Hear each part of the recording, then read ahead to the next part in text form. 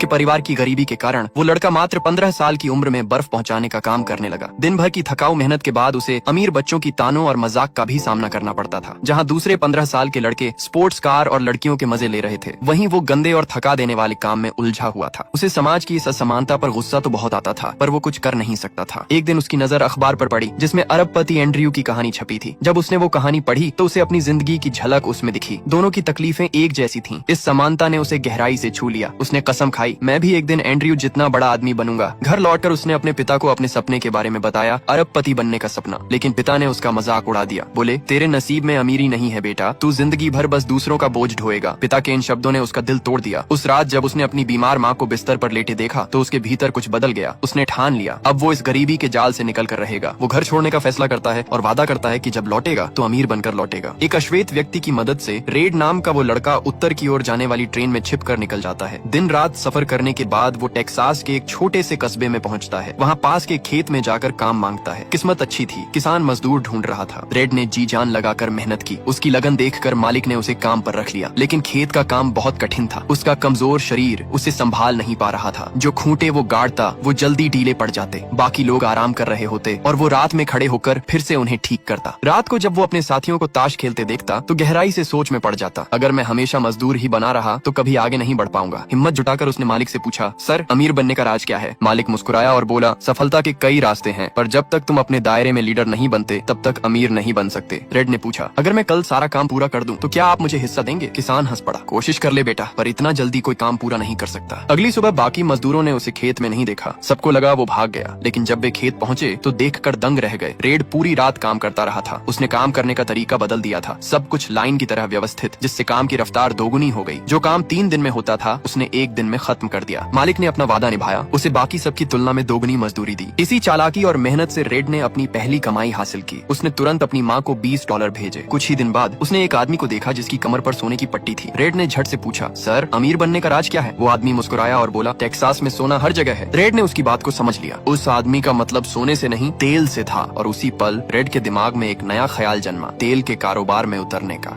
और फिर video like करने पर पार्ट 2 मिल जाएगा।